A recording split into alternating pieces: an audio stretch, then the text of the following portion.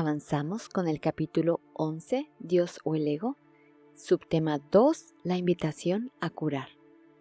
Textualmente dice: si la enfermedad es separación, la decisión de curar y de ser curado es entonces el primer paso en el proceso de reconocer lo que verdaderamente quieres. Podemos querer muchas cosas o creer que las queremos, pero la idea central aquí es la decisión de curar y ser curado.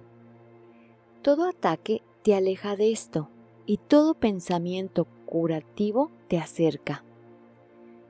¿Qué sería todo ataque? Todo pensamiento que se realice con el ego, todo pensamiento que Dios no pensaría de ninguna manera. A lo mejor sí que es verdad que ya quiero la paz de Dios, pero sigo reservando mis razones, creencias o actitudes mundanas. El Hijo de Dios incluye tanto al Padre como al Hijo porque es a la vez Padre e Hijo. Unir, tener y ser es unir tu voluntad a la suya, pues lo que su voluntad ha dispuesto para ti es Él mismo, y tu voluntad es entregarte a Él porque en tu perfecto entendimiento de Él sabes que no hay sino una sola voluntad. Por eso el texto dice: los milagros se ven en la luz. Recuerda que la luz es el símbolo del conocimiento de la santidad. Por lo tanto, solo podemos unirnos al Padre convirtiéndonos en su Hijo, con pensamientos similares. El hijo del ego, que es nuestra mente dividida, no puede unirse a Dios. Por eso dice: mas cuando atacas cualquier parte de Dios o de su reino, tu entendimiento no perfecto y por consiguiente pierdes lo que realmente quieres. Recuerda aquí que para el curso un ataque siempre representa una proyección de nuestra responsabilidad por la separación y nunca está justificado. Además, se utiliza para expresar el pensamiento de haberse separado de Dios, lo que nos lleva a creer que nos atacará y castigará a su vez. Por lo tanto, pensar mal de alguien o verlo como alguien diferente es considerarlo un ataque, ya que implica proyectar la idea de que algo existe fuera de la mente de Dios. Por ejemplo, si sientes odio hacia mí, me estás atacando. Si me amas más que a nadie como personaje, también me estás atacando, porque estás proyectando en mí tu especialismo. Sin embargo, si reconoces que soy parte de la mente de Dios, incluso si mi personaje parece estar desequilibrado, entonces estamos dando paso a la posibilidad de curación. Si nos encontramos en el capítulo 11, implica que ya hemos completado las 111 lecciones, porque esa es la que le toca a esta sección. Estas lecciones nos han llevado a reconocer cómo nuestras creencias distorsionan nuestra relación con Dios y con los demás, y nos encontramos en un proceso de deshacer esas distorsiones para transitar de una voluntad egoísta a una divina. Esto significa que estamos trabajando en sanar nuestra mente de la culpa y la sensación de separación. Por lo tanto, no podemos permitirnos tener pensamientos que nos alejan de nuestro objetivo. Se convierte en una lección de entendimiento, y cuanto más la practiques, mejor maestro y alumno te vuelves. Es decir, maestro porque enseñas el sistema de pensamiento que estás aprendiendo, y alumno pues porque lo estás aprendiendo. Y lo enseñas con tu ejemplo. Si has negado la verdad, ¿qué mejores testigos de su realidad podrías tener que aquellos que han sido curados por ella? Pero asegúrate de contarte a ti mismo entre ellos, pues estando dispuesto a unirte a ellos es como te curarás. Es decir, que al practicar y compartir la curación, tanto nosotros como los demás podemos experimentar y reconocer la verdad que nos libera.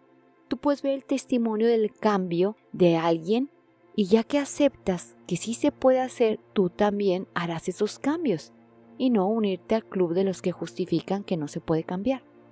Todo milagro que obras te habla de la paternidad de Dios. Todo pensamiento curativo que aceptas, proceda este de un hermano o de tu propia mente, te enseñará que eres el Hijo de Dios en todo pensamiento hiriente que albergas, independientemente de dónde lo percibas, yace la negación de la paternidad de Dios y de que eres su hijo. Entonces si alguien me insulta, si percibes el insulto, niegas a Dios. Y como no te conviene negarlo, entonces recuerdas el sermón de la montaña y pones la otra mejilla, no literal. Simboliza un llamado a no contraatacar. Jesús nos anima a buscar la reconciliación y a mantener la integridad moral y espiritual incluso en las circunstancias más difíciles. Y la negación de Dios es tan total como el amor. No puedes negarte parte de ti mismo porque el resto parecería estar separado de ti y por lo tanto desprovisto de significado. Y al no tener significado para ti, no lo entenderías. El único significado, acuérdate, es Dios. Fuera de Dios, nada tiene significado. Por eso tenemos que dotar nuestros pensamientos con nuestros propios significados. Me ofendió, me insultó, me hizo. Negar el significado de algo equivale a no comprenderlo. Únicamente puedes curarte a ti mismo porque únicamente el Hijo de Dios tiene necesidad de curación. Tienes necesidad de ella porque no te entiendes a ti mismo y, por consiguiente, no sabes lo que haces. Puesto que te has olvidado de lo que es tu voluntad, no sabes lo que realmente quieres. La curación es señal de que quieres restaurar la plenitud y el hecho de que estés dispuesto a ello es lo que te permite oír la voz del Espíritu Santo, cuyo mensaje es la plenitud. Para el curso, la noción de plenitud se refiere a un estado de completa realización espiritual. Ese reconocimiento y la experiencia de estar en armonía y alineación con la voluntad de Dios, así como el conocimiento de nuestra unidad con Él y con toda la creación. Él, dice, te capacitará para que vayas mucho más allá del proceso de curación que has decidido emprender, pues a tu pequeña dosis de buena voluntad para restaurar la plenitud, Él sumará toda su voluntad, haciendo así que la tuya sea plena. ¿Qué podría haber que el Hijo de Dios no pudiera alcanzar cuando la paternidad de Dios se encuentra en Él?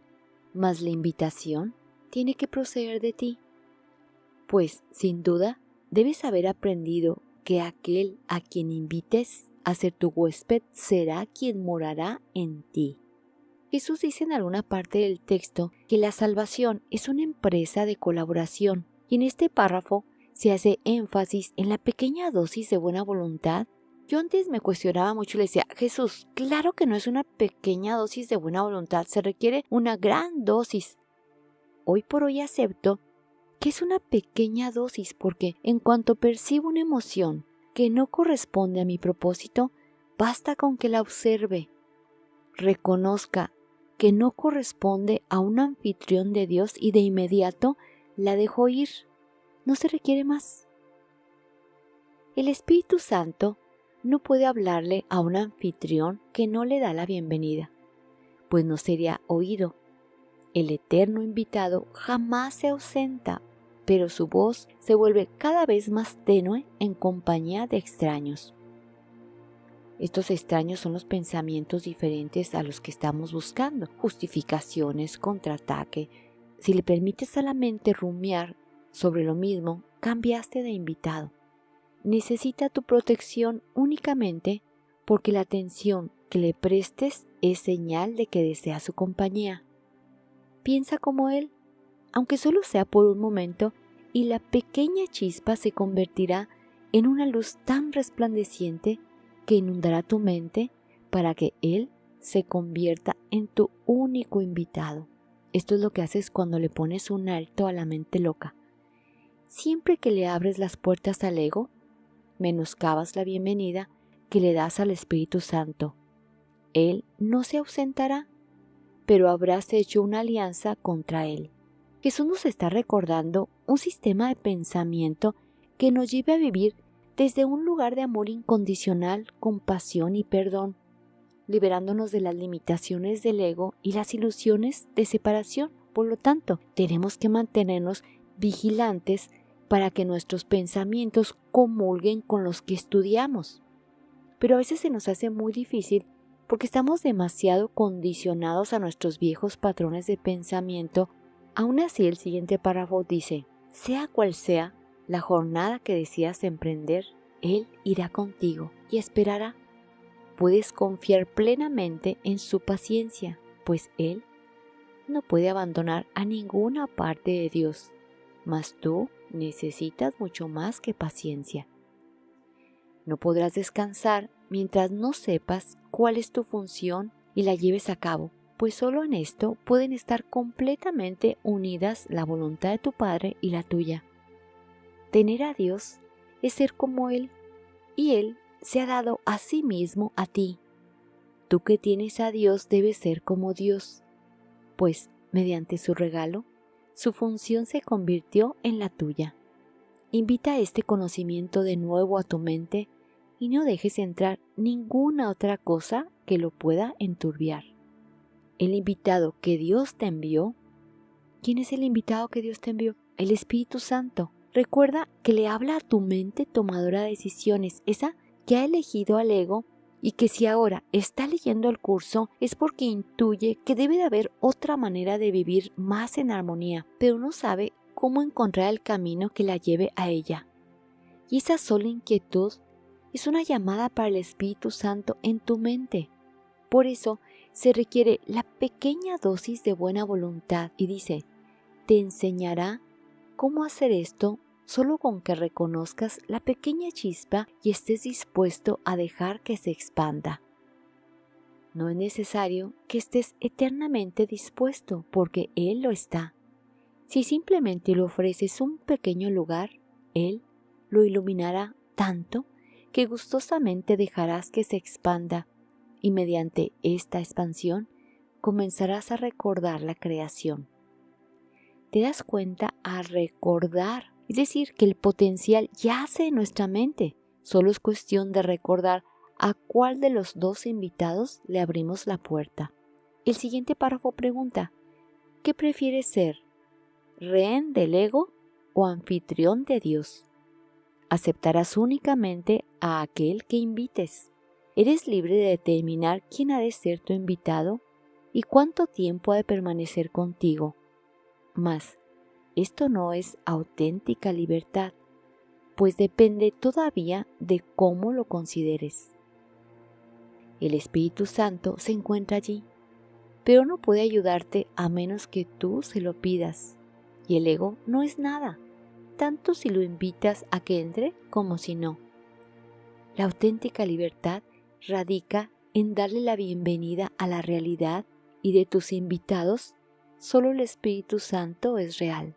Date cuenta, pues, de quién mora en ti, reconociendo simplemente lo que ya se encuentra ahí, y no te conformes con consoladores imaginarios, pues el consolador de Dios se encuentra en ti. Lo que significa la necesidad de reconocer y ser consciente de la presencia divina que reside en nuestro interior. En lugar de buscar consuelo en cosas externas o ilusiones del mundo, se nos hace una invitación a ser curados al dirigir nuestra atención hacia adentro y reconocer la verdadera conexión que tenemos con Dios. Es un recordatorio de que la fuente de consuelo y fortaleza está siempre disponible en el interior de nuestra mente, esperando ser reconocida y aceptada. A esta sección le corresponde la lección 111. Te dejo el link de enlace en la descripción. Gracias.